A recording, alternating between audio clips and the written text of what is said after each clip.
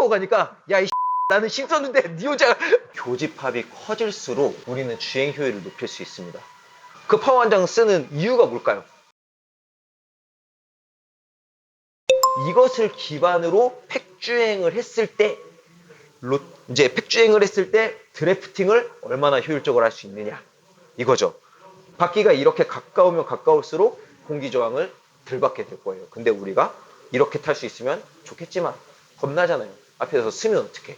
앞에서 속도가 줄어들잖아요. 그럼 우리는 어떻게 해야 될까요? 바퀴를 옆으로 빼는 겁니다. 이렇게.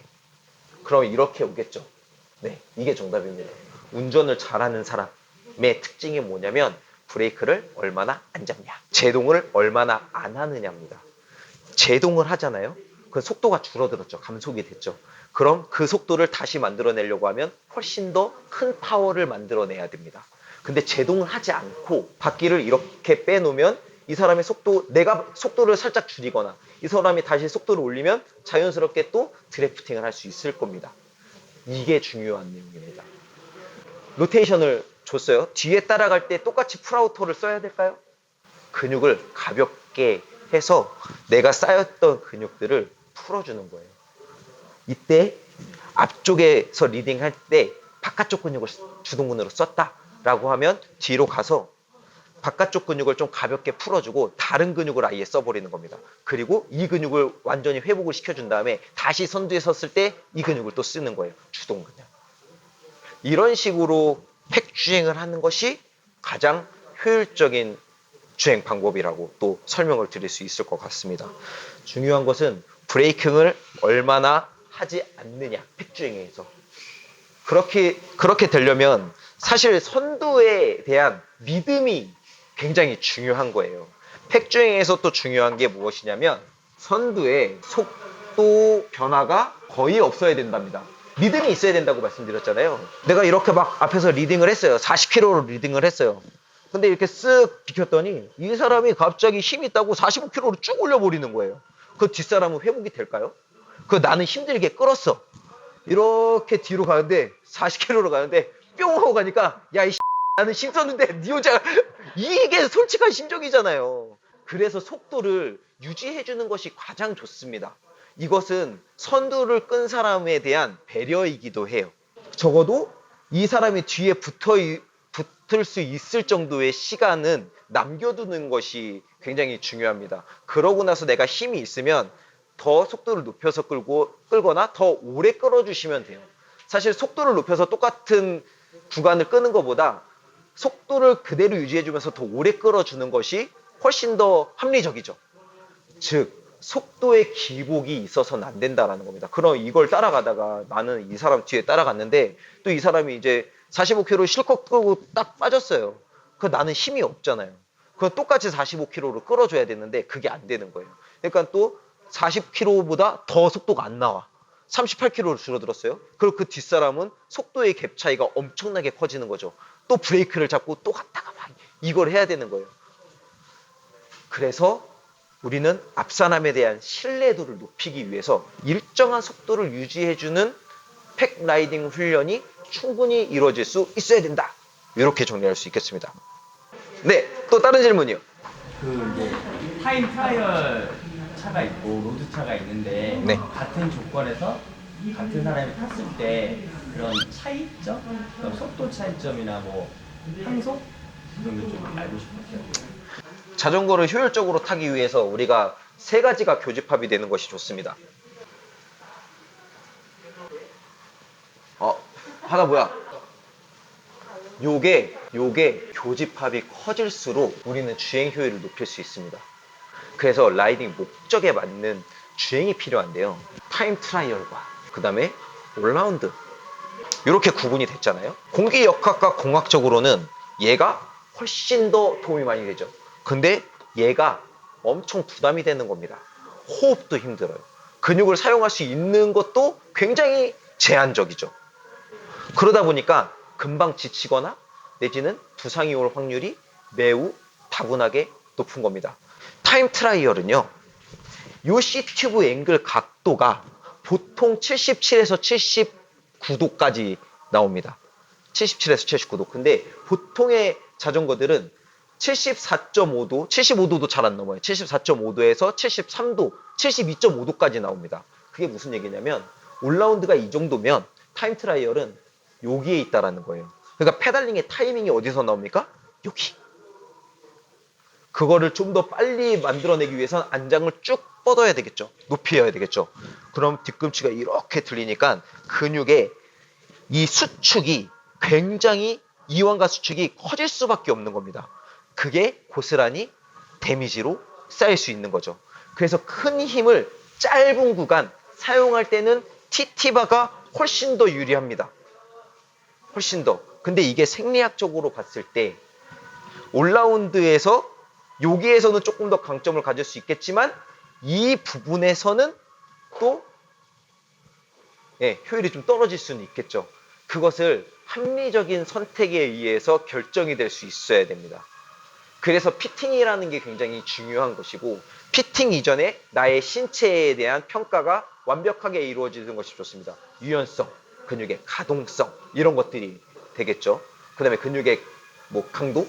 뭐라고 표현을 해야 될까요? 이런 것들도 파악이 된 상태에서 TT를 타도 되는 상황인지 그렇지 않은지 이런 걸 연습하시는 게 좋고 TT를 타기 전에 안장을 앞쪽으로 다 올라운드에서 안장을 앞쪽으로 다 빼놓고 그 다음에 유발을 그냥 뗐다 뺐다 하는 거 이런 거를 장착을 한 다음에 어느 정도 익숙해진 연애 근육의 이게 어느 정도 익숙해진 연애 이걸 타주시는 것을 추천드립니다. 이게 수영으로 따지면 TT는 저병과 평형이에요. 근데 자유형을 안 배우고 이걸 하겠대. 할 수 있죠. 근데 수영 강사시잖아요. 이거 안 하고 이거부터 가르쳐달라고 하면 뭐라고 하시겠습니까? 뭔 개소리야 그러실 거잖아요. 이거부터 해.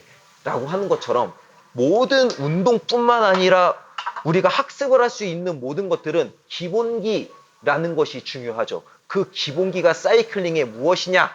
라고 물어보신다면 이거입니다. 그래서 이거를 먼저 정립을 한 다음에 여기에 가깝게 천천히 이동을 해서 타주시는 것을 추천을 드린다라고 말씀드릴 수 있겠고 그 다음에 제가 아까 맨 처음에 말씀드렸던 게 자전거를 잘 타기 위해 효율적으로 타기 위해서 세 가지 알아야 된다고 그랬잖아요. 라이더의 체형에 맞는 자전거의 구성, 클릿 슈즈 요거 말씀드렸어요. 클릿 좀 벗어 주십시오. 자 보세요. 제가 이 손바닥에 이렇게 올려놓을게요. 뒤꿈치 각도 어때요? 이게 많이 섰죠? 맞아요. 극단적으로 얘는 뒤꿈치가 높은 슈즈고요. 극단적으로 낮은 슈즈입니다. 타임 트라이얼은 이런 슈즈를 신어주시는 게 좋아요. 그리고 투어나 언덕을 잘 타고 싶은 분들은 이런 걸 신어주시는 게 좋습니다. 라이딩의 목적 자체가 완전히 다릅니다. 그래서 요 세 개의 조화가 잘 이루어졌을 때 우리는 주행 효율을 높일 수 있다는 거예요. 자전거를 잘 타고 싶거나 좀 주행 효율을 높이고 싶다라고 하시면 클릿 슈즈도 선택을 잘 하셔야 됩니다. 종아리가 두꺼워지고 싶다라고 하면 이거 신으시면 돼요. 그리고 또 어떤 게 있을까요? 질문이. 안장을 포지션을 바꾸는 요령이 있나요? 이렇게 미끄러지듯이 앞으로 갔다가 미끄러지듯이 뒤로 맞아요. 되게 중요한 내용이에요. 우리 안장 중에 굉장히 많이 사용하는 안장 브랜드가 있죠. 스페셜라이즈드의 파워 안장. 그 파워 안장 쓰는 이유가 뭘까요? 파워를 잘 내기 위해서. 맞죠? 그러려고 파워 안장을 쓰는 건데 우리는 편해서 쓴다라고 이야기를 합니다. 파워 안장 되게 짧죠? 그리고 그 파워 안장은 이 뒤에가 높고 앞이 낮습니다. 그게 일자예요. 그렇게 타야.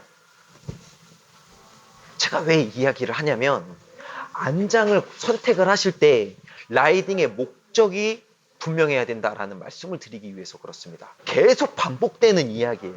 어떠한 근육을 어떠한 포지션에서 어떻게 사용을 해야 되느냐라는 말씀을 드렸잖아요. 토크, 큰 파워를 밀어내기 위해서 우리는 어떤 어드레스를 취해야 되느냐. 큰 힘을 쓰는 스포츠의 공통점은 절대 허리가 무너지지 않는다.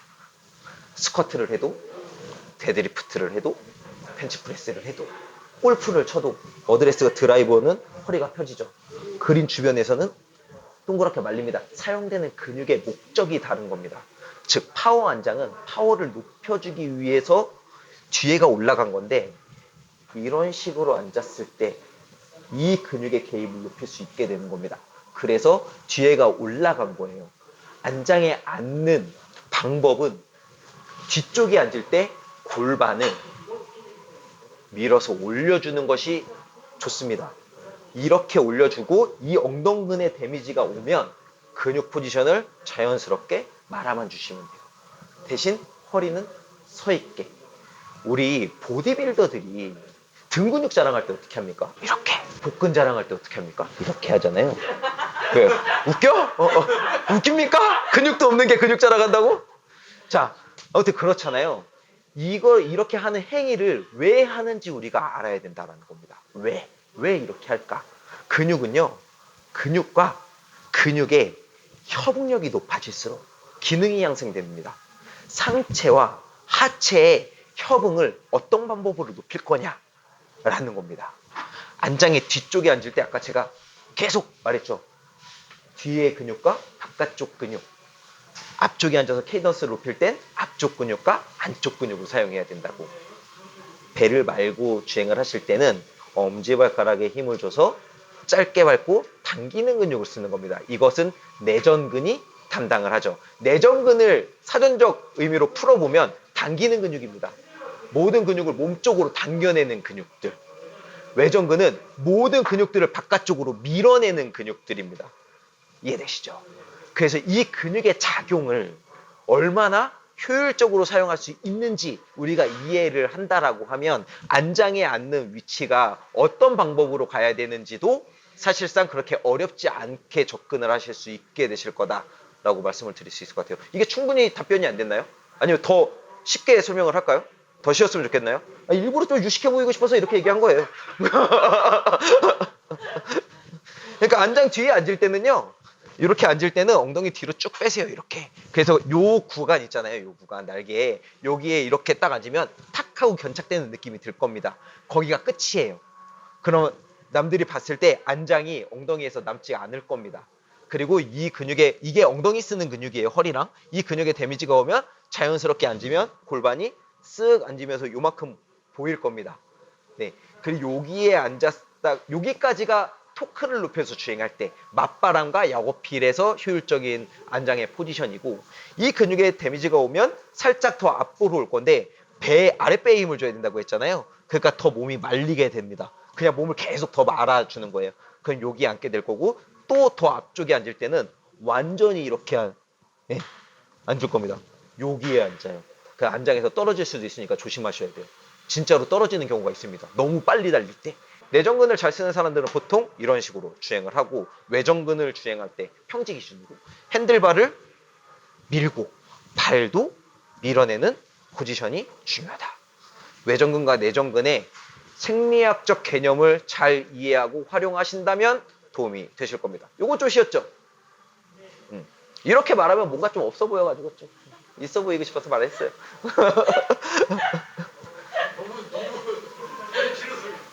아 몰라, 이거 다 해. 이제 자르지 마, 편집하지 마. 그냥 다 해. 다 내보내.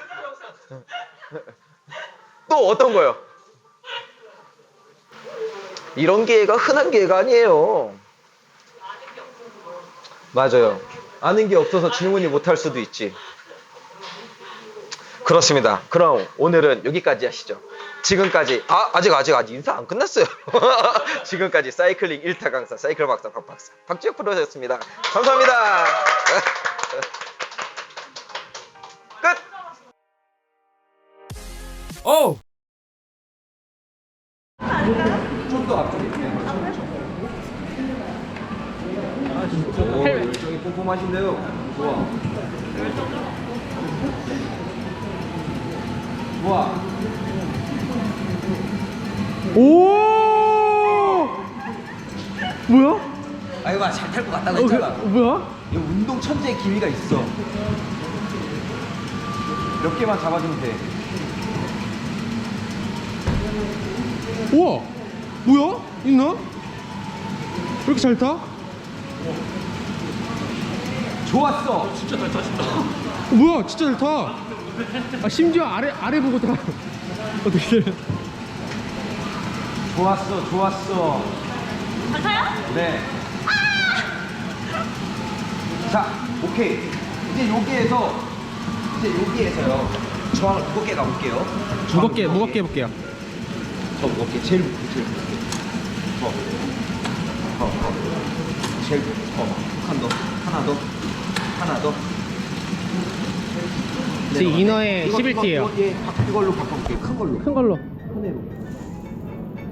오케이. 그 다음에 아까 전에 우리가 얘기했던 거 잘 기억해 보실게요. 시선을 전방 볼 거예요. 그리고 기아 한 칸만 가볍게 가볼게요. 가볍게. 하나 더. 좋았어. 페달링의 속도를 이거보다 조금만 더 빠르게 가볼게요. 그렇지. 그 다음에 더 위에 거울. 핸들 여기 잡아. 양손 다. 지금 다.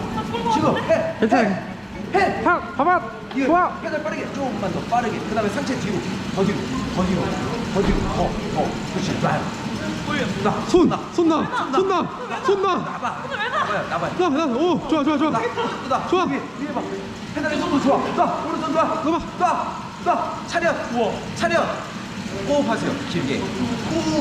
그렇지. 탄지 30초 만에. 페달링의 속도를 잘했어. 엄청 잘했어. 페달링의 속도를 일정하게 유지해 주시는 것이 중요해요. 이런 거는 원래 손 놓고 타는 게 제일 쉬워요. 자, 다시 과감하게. 어떻게 항상 똑같냐? 그럼 똑같이 설명에 저희가 있으면 돼. 우리 앞에 놓는 거예요? 자, 잡아줄 테니까 농구공 준비하세요. 아, 농구공? 아니야, 내가 할게. 엄지손가락을 바깥쪽으로 뺄 거예요. 엄지손가락. 그렇지. 자, 핸들 잡으시고 양쪽 다 잡아요. 엄지손가락 바깥쪽으로 빼고 호흡하고 페달링의 속도가 요 정도 유지. 두 손을 놔도 요거 유지해요. 자, 여기 잡을게요. 또 놔. 과감하게. 그거 잡으면 더 힘들어요. 손 놓으세요. 한 번에 놓으세요. 아니, 차렷. 오른손도 차렷. 네, 위에 보세요. 위에. 조금만 더 천천히. 밀어내고. 자, 잘 들으세요. 오른발에 힘이 들어간 거 지르고 왼쪽으로 가요. 자전거 지금 어디에 많이 흔들리는 것 같아요? 어느 쪽으로 가는 것 같아요? 왼쪽으로 가죠. 오른발에 힘이 들어가는 거. 왼발. 좋아, 됐다. 왼발에 힘을 주면 이렇게 오른쪽으로 떨어지는 거예요. 잘한 거예요. 말을 잘 들은 겁니다. 아주 잘하셨어요. 잘하는 거예요? 네, 물 한 모금 드시고 우리 이제 두 손 놓고 공받기 할 거예요. 공을 주고 받을 거예요. 왜 갑자기 레슨이 됐지? 아, 몰라. 좀 좋았어. 그렇지. 다 벗어. 좀 왜? 아니에요. 물란마기가 쉬워. 네, 두 손가락 바깥쪽으로 빼고. 그렇죠. 오, 두 손까지도 혼자 놓을 거예요. 속도 빠르게. 그렇지, 됐어요. 좀 더 쭉 빠르게. 일어나. 너무 빨라. 그렇죠. 일어나. 올려. 두 손 놓고. 지금도 놔. 시선 위로. 천장만 보고 일어나. 빠르게 더 뒤로. 체중이 더 뒤로. 아니 이거 잡지 말고 더 뒤로. 상체 더 뒤로. 상체 뒤로. 그렇죠. 그렇지. 공 받아. 줘. 그렇죠. 해다. 그렇지. 줘. 체중 뒤로. 그렇지. 오른발에 힘줄 겁니다. 오른발.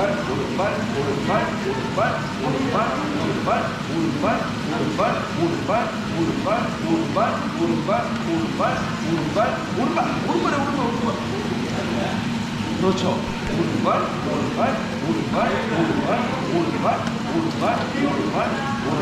그렇죠. 잘했어요. 엄청 잘했습니다. 체중만 뒤에 가면 그냥 되는 겁니다.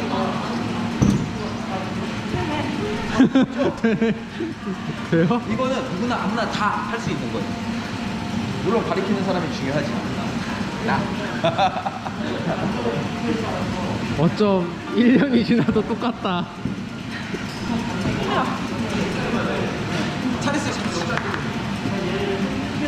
오늘의 레슨 끝. 이 정도면은 뭔가 온 보람이 있죠? 타고 싶어 왔는데. 바로 타잖아요. 잘했죠? 네. 고생했어요.